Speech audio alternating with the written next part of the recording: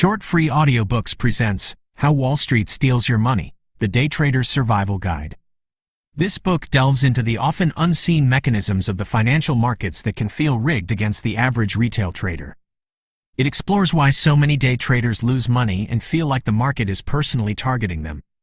We will uncover the anatomy of what feels like a rigged trade, meet the powerful players who control the flow of money, and understand the high-tech algorithms that dominate modern trading. The book will answer frustrating and common questions such as, why does the market always seem to reverse right after I place a trade? Is the market hunting my stop losses? Is my broker working against me? And ultimately, is the system designed for retail traders to fail? By the end, you'll understand the battlefield, the enemy's weapons, and the psychological traps inside your own mind, providing you with a survival guide to navigate this challenging environment. Introduction: The anatomy of a rigged trade. The chart looks perfect. Alex, a day trader fueled by coffee and conviction, sees a classic bull flag forming on the 5-minute chart of a popular tech stock.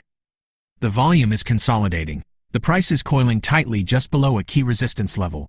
Years of watching videos and reading books have taught Alex that this is a textbook A+ setup. The plan is simple. Buy the breakout, place a tight stop loss just below the recent pivot, and ride the momentum to the next level. The price ticks up. It touches the resistance line. Then, with a surge of green on the volume bar, it punches through. This is it. Alex clicks buy, and the order fills instantly. A wave of adrenaline and validation washes over them. For a brief second, the trade is in profit. Then, the bottom drops out. In a violent, gut-wrenching reversal, the price plummets. It doesn't just pull back. It dives, slicing through the entry price as if it were never there. Alex watches in horror as the price makes a beeline for the stop-loss order. It pauses, hovering just a few cents above it, teasing, before a final, vicious spike hits the stop to the exact pip. The position is closed. A loss is booked. Alex slumps back, defeated. But the market isn't finished with its cruel joke. The moment the stop is triggered, the price reverses again, this time rocketing upward with even more force than the initial breakout. Within 10 minutes, it's trading exactly where Alex's profit target was set. If you are a trader, this story is not fiction. It is a recurring nightmare. It is the source of 1,000 furious questions that echo in trading forums and private chats around the world. Why does the market always go the opposite direction right after I enter a trade? Is the market hunting my stops on purpose? Are the market makers watching my trades? Is my broker front-running my orders? Why does it feel like someone can see my position and is targeting me? Is the whole system designed so that retail traders like me can't win? These are not the questions of a paranoid mind. They are the rational observations of a participant in a game where the rules are deliberately obscured. The brutal reality, confirmed by academic studies, is that most retail traders lose. One study by Dalbar Inc. found that the average retail investor underperformed the S&P 500 by a significant margin over a 20-year period, while Bloomberg found that 80% of day traders quit within the first 2 years. Another comprehensive study revealed that retail investors, on average, generate negative abnormal returns between 4% and 4.4% per year. Your struggle is not unique. It is the statistical norm. The central thesis of this book is this: the market is not a fair, level playing field. It is a complex, multi-layered system, a financial machine, dominated by players with immense technological, capital, and informational advantages. The feeling of being targeted is a symptom of the structural and technological asymmetry inherent in modern market microstructure, the hidden architecture of how trading actually works. But this asymmetry isn't a conspiracy orchestrated by a few people in a smoke-filled room. It's a machine, built by specific players with specific incentives, operating according to a cold, hard logic. It is not personal. The market does not know you exist, and it does not care. It only cares about liquidity and efficiency. To survive, you must first understand the machine's blueprints. In the next chapter, we will meet the architects of this machine, the market makers who provide the liquidity and the brokers who sell them your orders. Chapter 1. The house always wins. Meet the operators of the casino. You click buy. Your order vanishes into the digital ether. Where does it go? Who is on the other side of your trade? The answer is more complicated and more conflicted than you think. It is the first step in a journey that determines whether you get a fair price or become raw material for someone else's profit engine. Understanding this journey is the first step toward taking back control. The market's middlemen, market makers, and the bid-ask spread. In any functioning market, for every buyer there must be a seller. But what if, at the exact moment you want to buy 100 shares of a stock, there isn't a seller with the exact same number of shares ready to transact? This is where market makers, MMs, come in. A market maker is a large financial institution, like Citadel Securities or Virtue Financial, that stands ready at all times to both buy securities from sellers and sell securities to buyers. They are the essential grease in the gears of the financial markets, providing the liquidity that ensures you can trade quickly and at a fair price. Their business model is deceptively simple. They profit from the bid-ask spread. The bid is the highest price a buyer is willing to pay for a security at a given moment. The ask, or offer, is the lowest price a seller is willing to accept. The market maker simultaneously quotes both prices, and the small difference between them is their profit. Analogy: the airport currency exchange. Imagine a currency exchange booth at an international airport. They might buy US dollars from you for 92 cents and sell US dollars to someone else for 93 cents. That 1 cent difference is the spread. The booth operator doesn't need to predict whether the euro will go up or down. By making a market, being available to transact on both sides, they collect a small, guaranteed profit on the flow of transactions. Market makers do this millions of times a second across thousands of stocks. To minimize their own risk from price movements, market makers employ sophisticated hedging techniques. For instance, if they buy a large number of shares from sellers, they don't want to be exposed to a sudden price drop. They use strategies like delta-neutral hedging, often involving options, to offset their directional risk. This ensures their primary profit comes from the spread and the sheer volume of trades, not from making a directional bet against the market. Their goal is to be the house in the casino, profiting from every hand played, regardless of who wins or loses. The commission-free illusion, payment for order flow, PFOF. For decades, traders paid a commission to their broker for every trade executed. In recent years, however, the industry has shifted to a commission-free model, pioneered by firms like Robinhood. But if you are not paying for the product, you are the product. Commission-free trading is a business model, not a charity. These brokers make a significant portion of their revenue from a practice called payment for order flow, PFOF. PFOF is the compensation a broker receives from a market maker in exchange for routing its clients' orders to that market maker. In 2020 alone, PFOF payments to stockbrokers totaled $2.5 billion. Here is how the system works. You place a trade on your commission-free app. Your broker, instead of sending the order to a public exchange like the NYSE, routes it directly to a wholesale market maker like Citadel or Virtue. The market maker executes your trade, capturing the bid-ask spread. The market maker then pays your broker a kickback, typically fractions of a penny per share, for sending them your order flow. This arrangement creates a glaring conflict of interest that regulators like the Securities and Exchange Commission, SEC, have flagged as a major concern for retail investors. Your broker has a legal and ethical obligation to provide you with best execution under FINRA Rule 5310. This means they should seek the most favorable terms for your order, considering factors like price, speed, and likelihood of execution. However, with PFOF, the broker also has a powerful financial incentive to route your order not to the venue that gives you the best price, but to the market maker that pays them the biggest rebate. While academic studies have argued that retail customers may still get slight price improvement under PFOF, other evidence suggests that some free trades end up costing traders more due to inferior execution prices. Your broker, partner, or predator? The PFOF conflict is just one layer of the onion. A more fundamental conflict addresses the core of your paranoia. Is my broker actively trading against me? The answer depends entirely on the type of broker you are using, a distinction that is arguably the most critical and least understood piece of information for a new trader. There are two fundamental broker models. Number 1, dealing desk or market maker brokers. A dealing desk broker, as the name implies, operates its own trading desk. When you place a trade, you are not trading on the open market, you are trading directly with your broker. They are the counterparty to your position. If you buy, they sell to you from their own inventory. If you sell, they buy from you. This model creates a direct, zero-sum conflict of interest. Your loss is their direct profit, and your profit is their direct loss. While they provide the convenience of fixed spreads and guaranteed execution, their business model is inherently adversarial. When a trader using a DD broker feels like the house is rooting against them, they are, in a very real sense, correct. The house is the opponent. Number 2. No dealing desk or NDD brokers, which include ECN and STP. NDD brokers act as true intermediaries, not as counterparties. They pass your orders directly to the broader market. There are two main types: STP, straight-through processing. Brokers route your order to a pool of liquidity providers and typically make money by adding a small, fixed markup to the spread they receive. The other type is ECN, Electronic Communication Network. This is the most transparent model. An ECN broker provides you with direct access to an electronic network that aggregates price quotes from multiple liquidity providers. Your order is matched against the best available bid or ask price in this network in real time.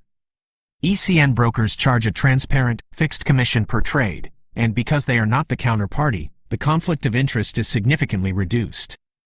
Their incentive is for you to trade more, which is better achieved if you remain a solvent, active trader.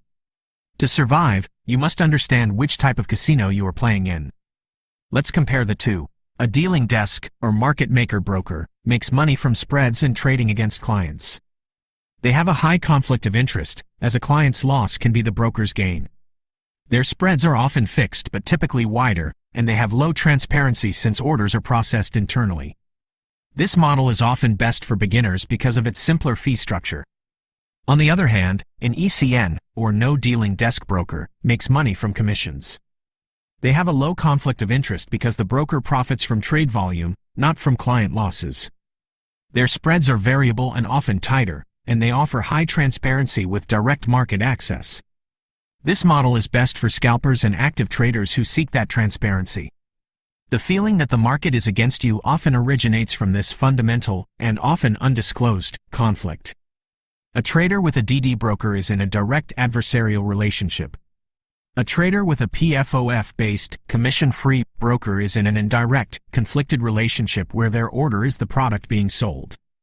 The solution is not to simply trust your broker, but to investigate, understand, and consciously choose a broker whose business model aligns with your trading style and tolerance for conflict. This is the first, most crucial step in seizing control. But your broker is just the gatekeeper, the local bookie. The real masters of the modern market are not human. They operate at speeds you cannot perceive, using strategies designed to exploit the very structure of the game. It is time to meet the ghost in the machine. Chapter 2. The Ghost in the Machine. How Algos and HFT Dominate the Game. In the U.S. markets, computer algorithms are responsible for more than 1/3 of all orders. High-frequency trading, HFT, firms, a specialized breed of algorithmic traders, account for over 50% of U.S. equity trading volume. They operate in microseconds, millionths of a second. The average holding time for a stock in an HFT strategy is just 22 seconds. You are not trading against other humans who are analyzing charts and fundamentals.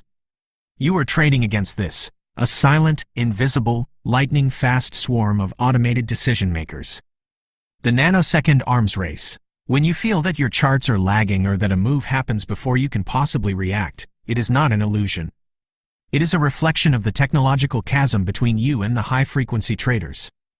Their advantage is not just fast internet. It is a multi-million-dollar infrastructure built for one purpose: to minimize latency, the delay in transmitting data. HFT firms achieve this through co-location, placing their computer servers in the very same data centers as the stock exchange's servers. This reduces the physical distance data has to travel, shaving off precious milliseconds. Direct market access and specialized hardware. They use dedicated fiber optic cables and specialized hardware like Field Programmable Gate Array, FPGA, units to process market data and execute trades at speeds incomprehensible to a human. Latency arbitrage. This speed advantage allows for strategies like latency arbitrage. An HFT firm can see a price change on one exchange, race ahead of the information as it travels to other exchanges, and trade on that price difference before the rest of the market even knows it exists. Analogy: the 99-meter head start. Imagine a 100-meter dash. You, the retail trader, start at the official starting line.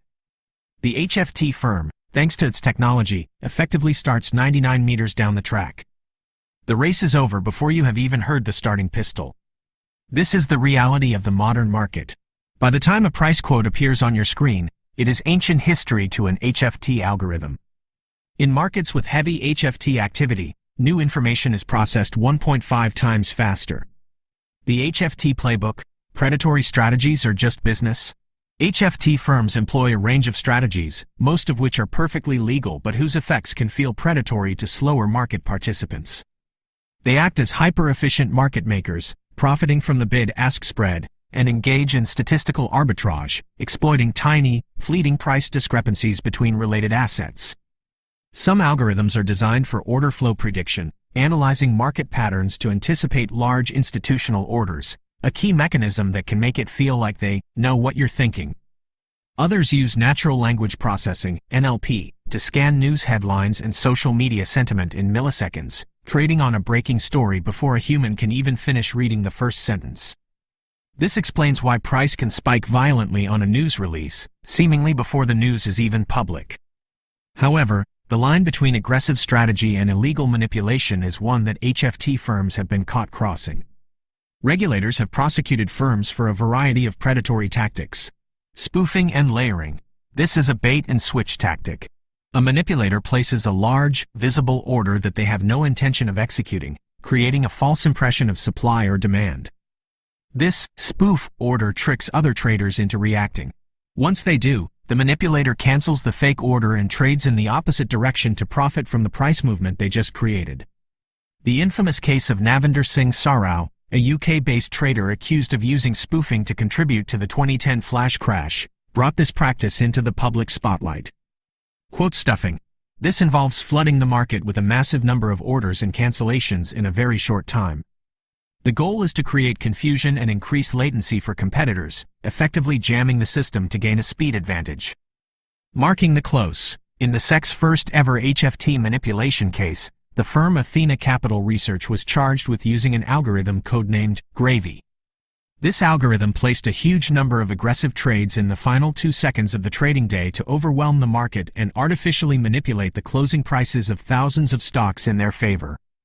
These cases provide concrete, undeniable evidence that the fake outs and manipulation that traders feel are not always imaginary.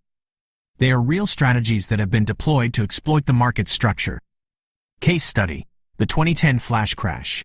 On the afternoon of May 6, 2010, the market provided a terrifying demonstration of what happens when algorithms go haywire.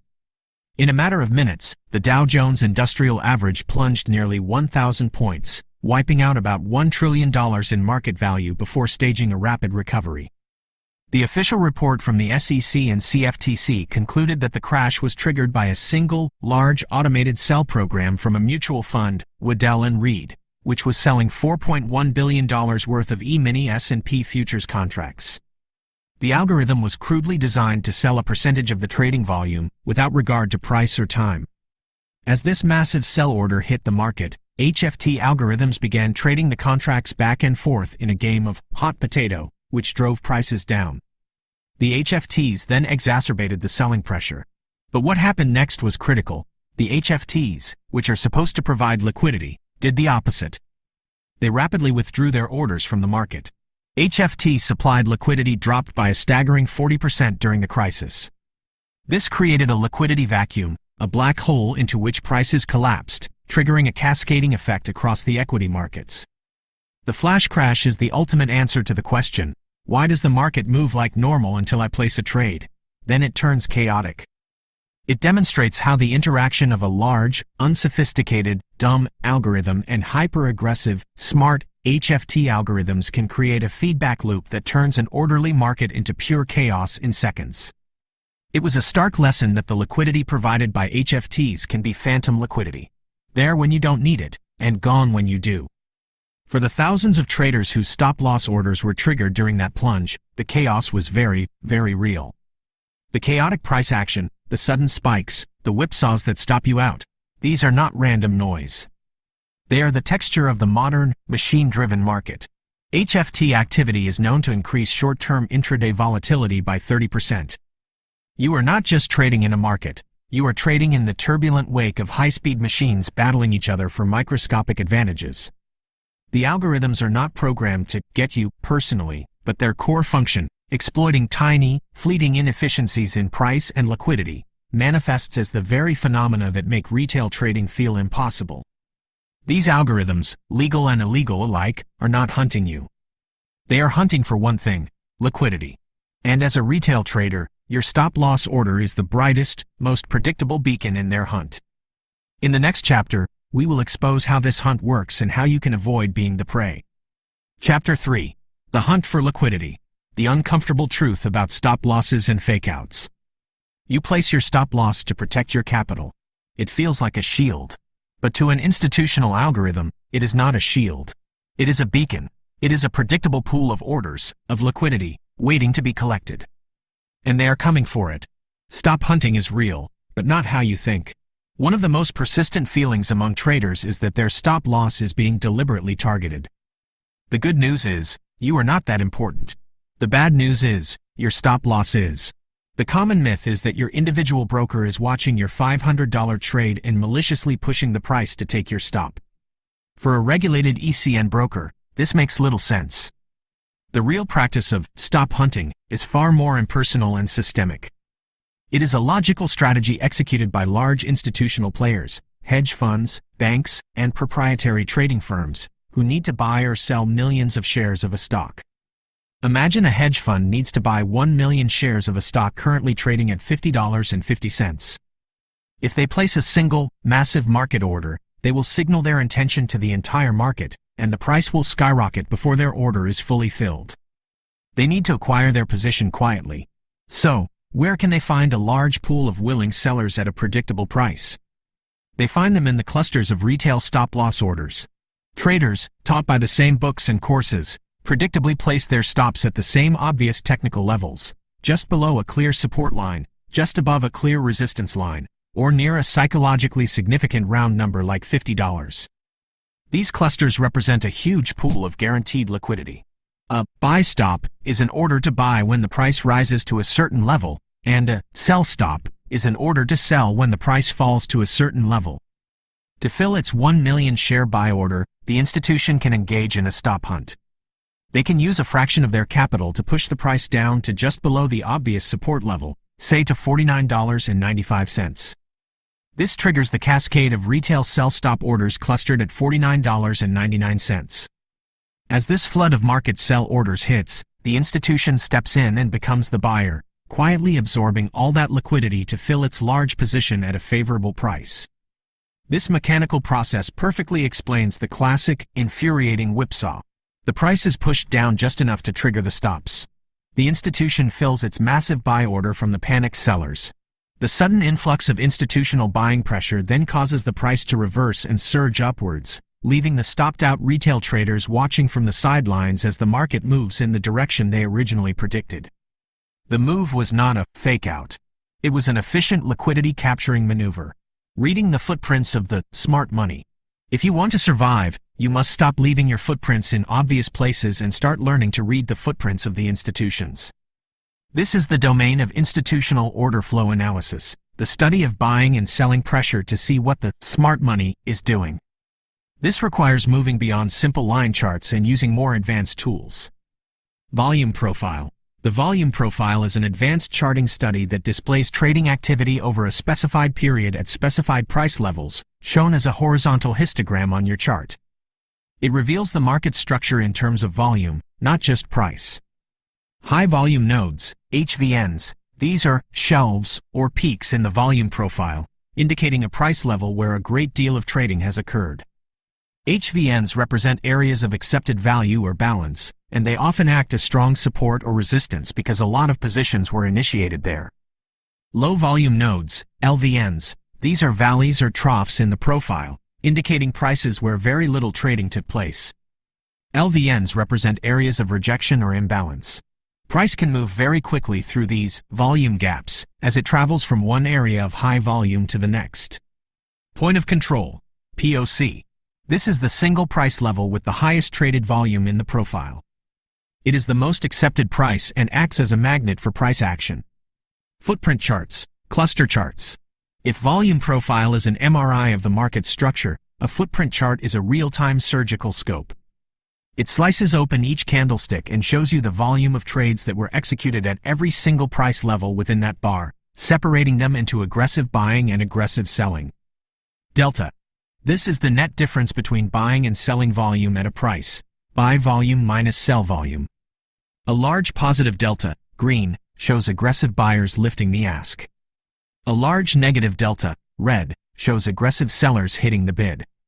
Stacked imbalances. When you see multiple price levels in a row with a dramatic imbalance, e.g., 10 buy orders versus 100 sell orders, it signals overwhelming one-sided pressure.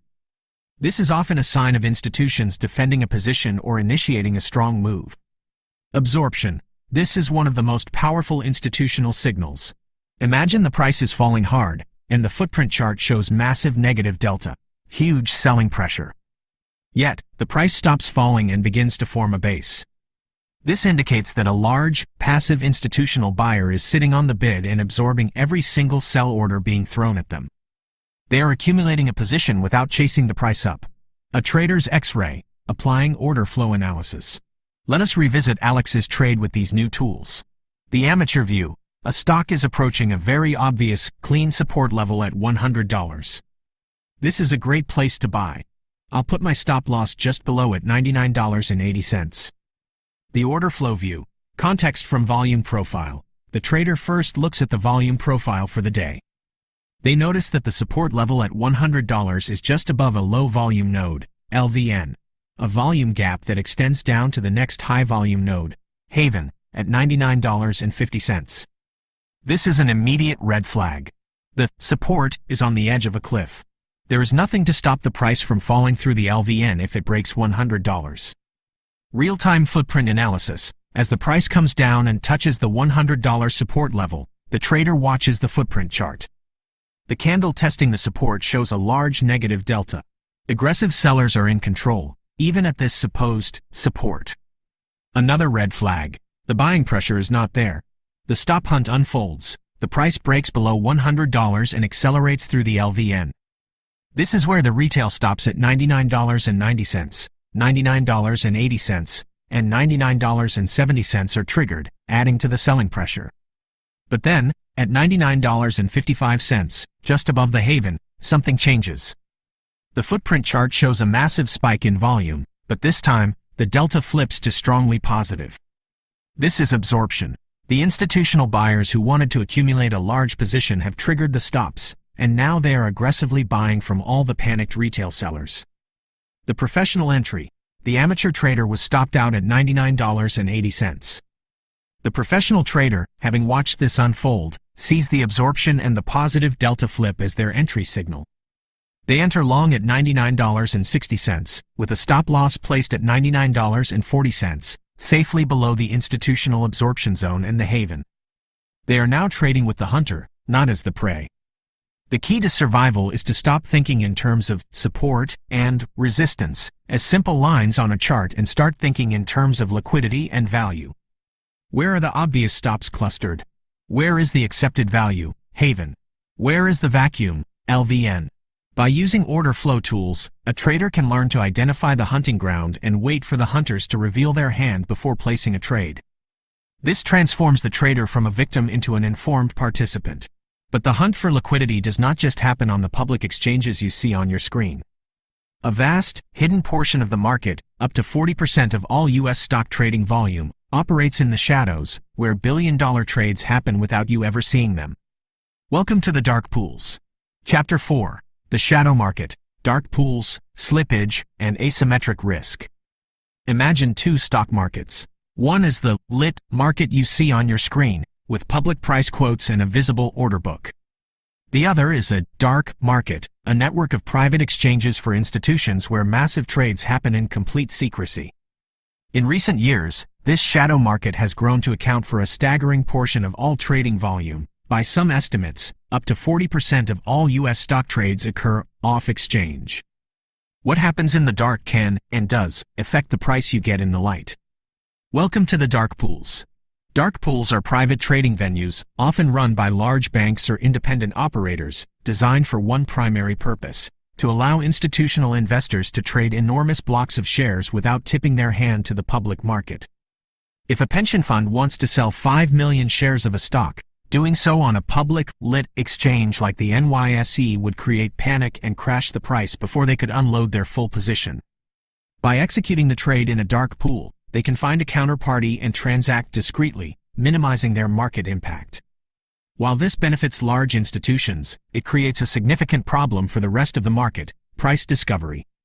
The price of a stock on a public exchange is supposed to reflect the aggregate supply and demand of all market participants.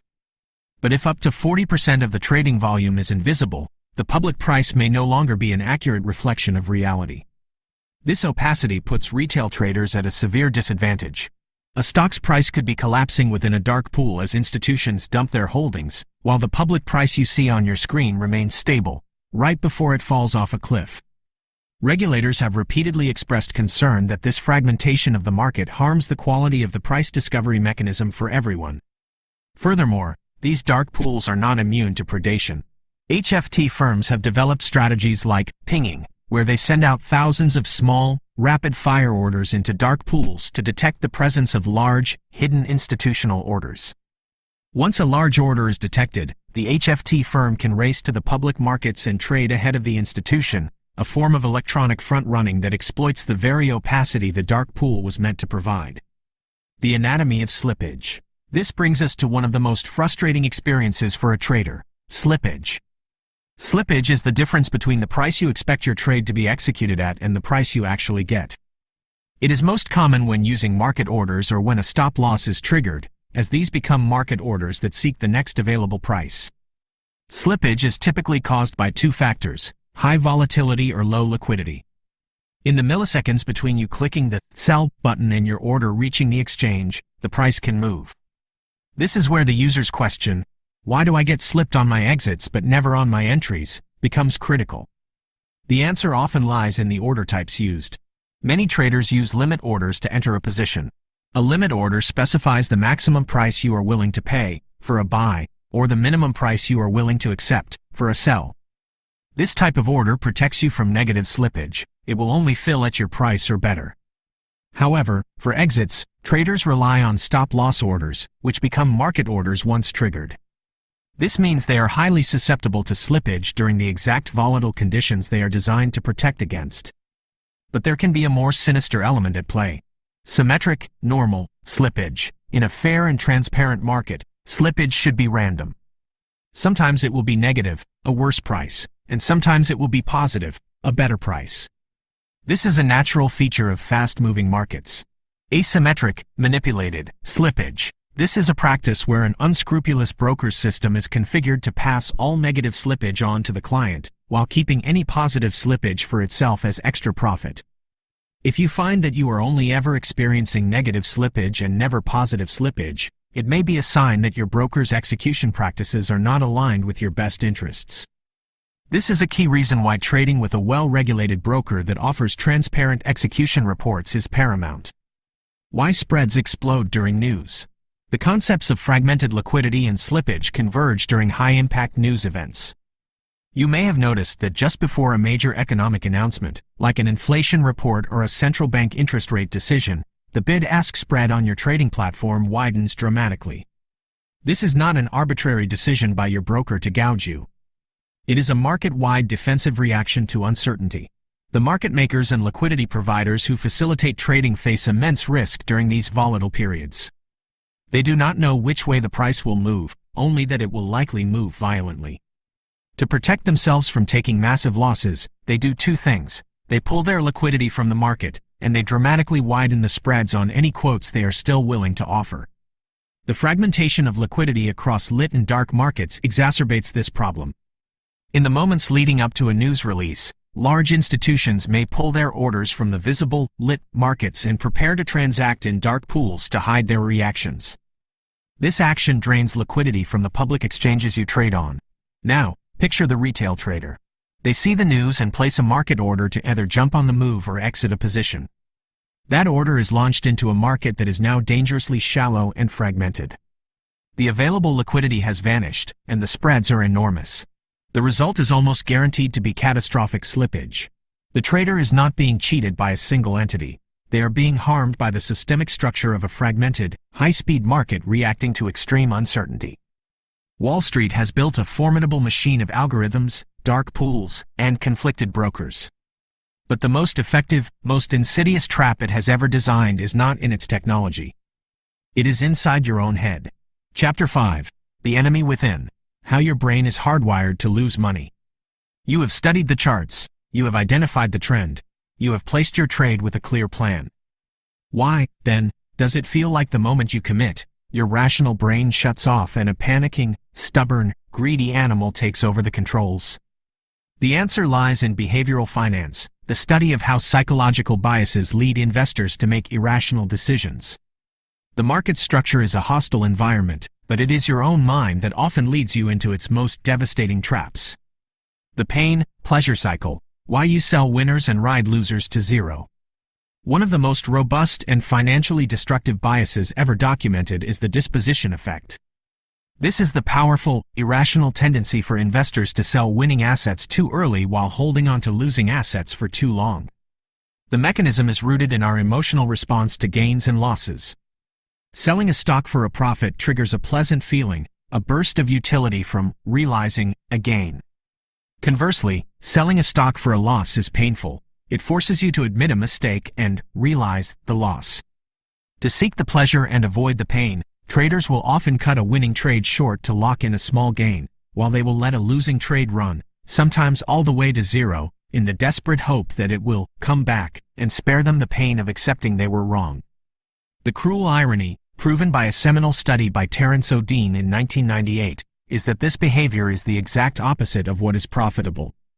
He found that the winning stocks investors sold to lock in gains actually went on to outperform the losing stocks they stubbornly held onto. Your brain's hardwiring is actively tricking you into a strategy of cutting your flowers and watering your weeds. The echo chamber. Biases that distort your reality.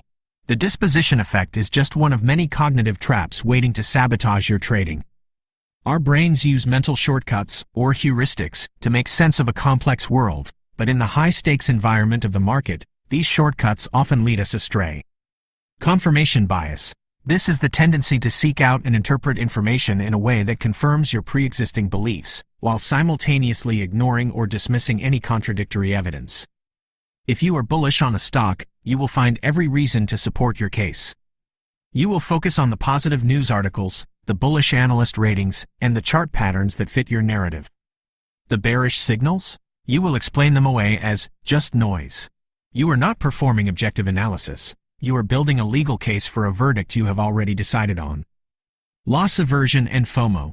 Humans are wired to feel the pain of a loss far more intensely than the pleasure of an equivalent gain, by some estimates, about 2.5 times as much. This extreme aversion to loss can lead to irrational behavior, such as revenge trading, making impulsive, oversized bets to try and immediately win back money you have just lost.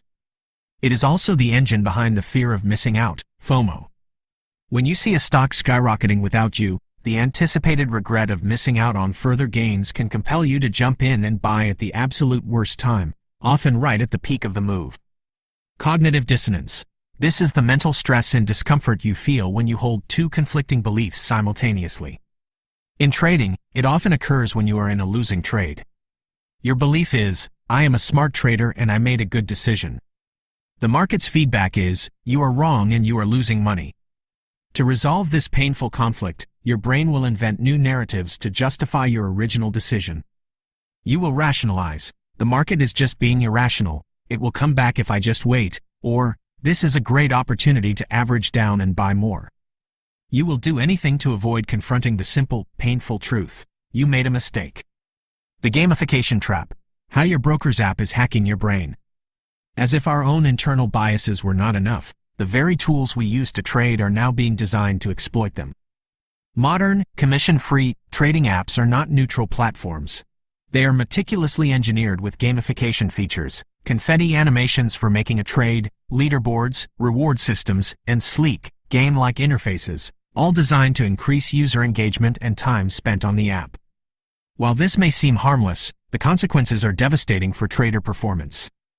A groundbreaking 2024 academic study analyzed the impact of 142 different gamification features introduced by 17 major U.S. brokers. The results were shocking. Gamified updates led to a 22.5% increase in retail trading volume.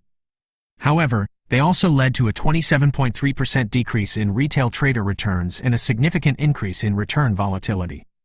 The app is conditioning you to trade more frequently, take more risks, and behave more like a gambler.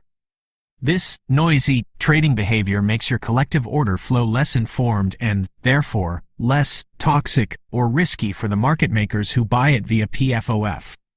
The gamified app is not just a tool, it is an active participant in the system, subtly nudging you toward behaviors that are profitable for the house, but destructive for you. To help you identify these patterns in yourself, let's go over a diagnostic tool. First, the disposition effect. The psychological trigger is thinking, I need to lock in this small win, or I can't take a loss, it will come back. The destructive trading action is cutting winners short while letting losers run to zero. Next, confirmation bias. The trigger is thinking, I'm right about this trade, and I'll prove it.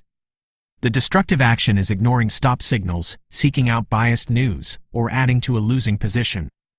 Then there's loss aversion or FOMO. The trigger is the thought, I have to make that money back now, or everyone else is getting rich. The destructive actions are revenge trading, over-leveraging, or chasing parabolic moves at the top. Cognitive dissonance is triggered by thinking, my analysis was right, the market is just being irrational.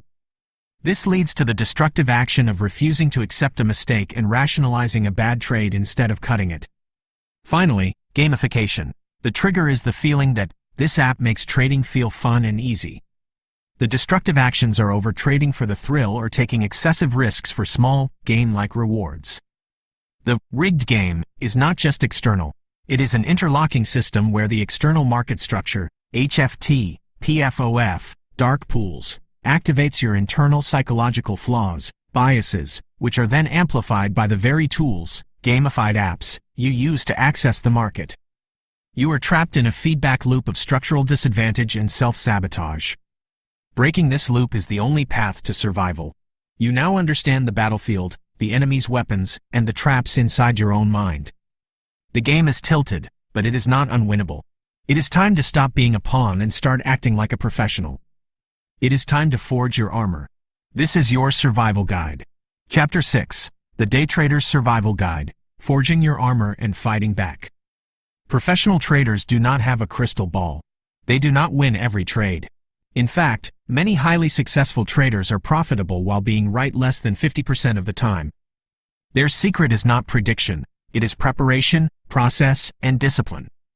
They do not try to beat the machine, they build a better system for themselves to navigate the machine's world.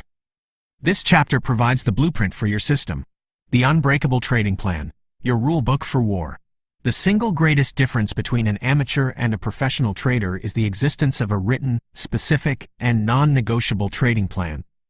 A plan is not a vague intention.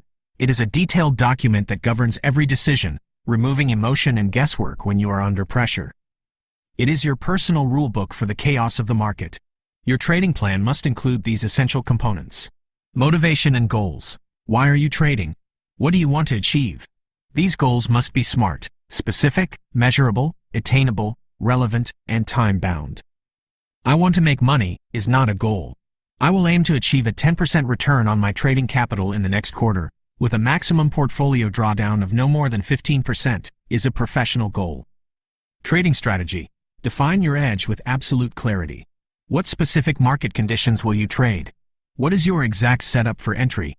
What indicators will you use? What timeframes will you analyze?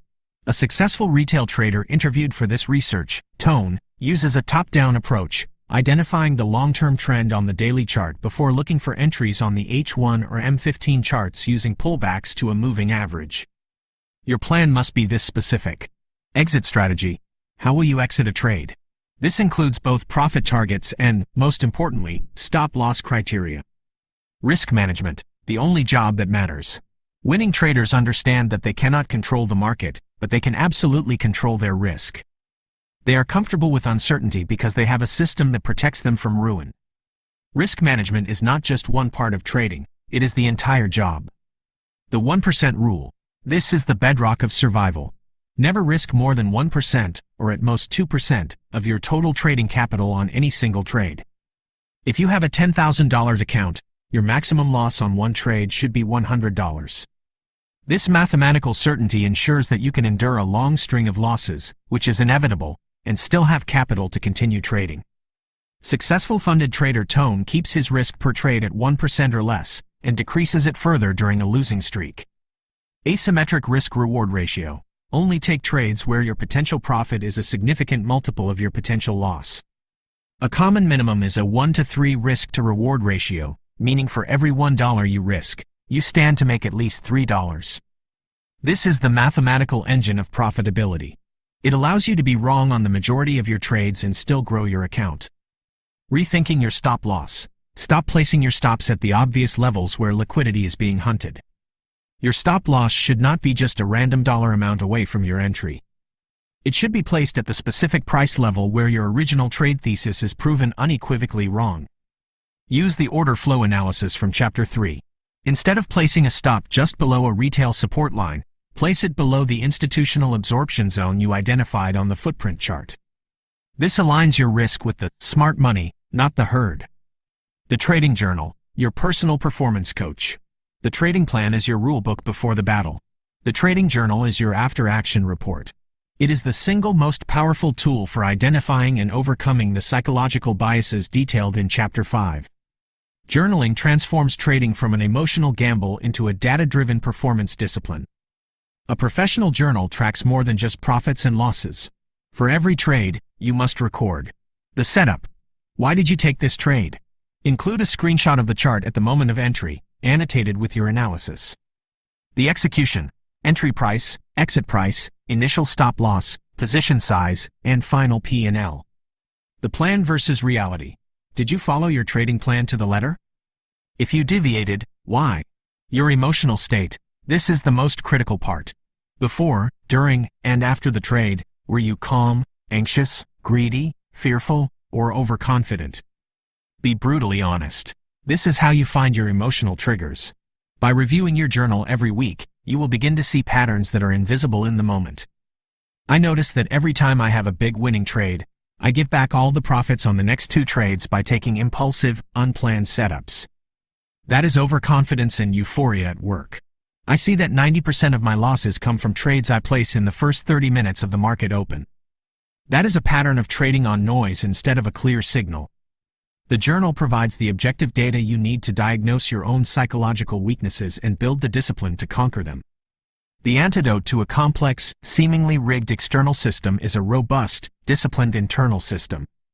You cannot control the algorithms, the dark pools, or the news. You can only control your preparation, your execution, and your review. The fundamental shift from amateur to professional occurs when a trader stops asking, "What is the market going to do?" and starts asking, "What will I do if the market does X, Y, or Z, according to my plan?"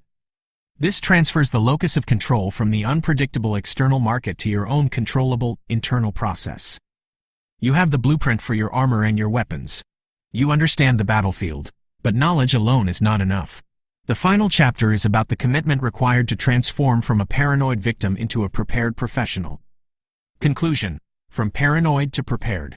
This journey began with the visceral, frustrating feeling of being cheated, of a market that feels personally and maliciously rigged against you. We have dissected that feeling and found that it is not a delusion. The modern market is an unequal playing field, a complex machine engineered for speed and opacity, dominated by institutional players who hunt for liquidity in a way that manifests as the very stop hunts, fake outs, and chaotic price spikes that drive retail traders to despair. We have seen how the commission-free model can create profound conflicts of interest, turning your order into a product sold to the highest bidder. We have met the algorithmic ghosts in the machine, HFT firms operating at speeds that render human reaction obsolete and whose strategies, both legal and illegal, can create phantom liquidity and flash crashes. We have ventured into the shadows of dark pools, where a significant portion of the market operates in secret, distorting the price discovery we rely on. But the most crucial discovery is that the true enemy is not just Wall Street's machine, it is the reflection in the mirror. The market structure is almost perfectly designed to exploit our deepest psychological flaws, our fear of loss, our greed, our need to be right, and our susceptibility to gambling like dopamine hits, which are now amplified by gamified trading apps. The external system triggers the internal system, creating a feedback loop of frustration and failure. The feeling of paranoia is a symptom of trading without a professional system in an environment designed to punish discretionary, emotional decisions. The path forward is not to find a secret indicator or to outsmart the machine. The path forward is to stop playing their game and to start playing your own. It is a path of radical responsibility and unwavering discipline. Choose your battlefield. Do not trade with a broker whose business model you do not understand or trust. Investigate their execution policies, their regulatory status, and whether their incentives align with yours. Know your environment. Accept that you are trading against algorithms and institutions. Stop placing your stops in the most obvious places. Learn to use tools like volume and order flow to see where the real liquidity lies and trade accordingly. Know thyself. The trading journal is your non-negotiable tool. Use it to become a scientist of your own behavior. Identify your biases, name them, and build rules in your trading plan specifically to counteract them. Follow the plan. Your trading plan is your shield. Your risk management rules are your armor. In the heat of the moment, you do not think, you execute the plan. Discipline is your only salvation. The goal is not to get revenge on Wall Street. The goal is to achieve the quiet confidence that comes from process, preparation, and control. It is to transform yourself from the dumb money that provides fuel for the market's engine into a professional operator who navigates the battlefield with a clear map and a set of unbreakable rules. Stop being a victim of paranoia. Start being the architect of your own success. The game is hard, but it is not unwinnable for the prepared. Now, the real work begins. Less than, vocal greater than.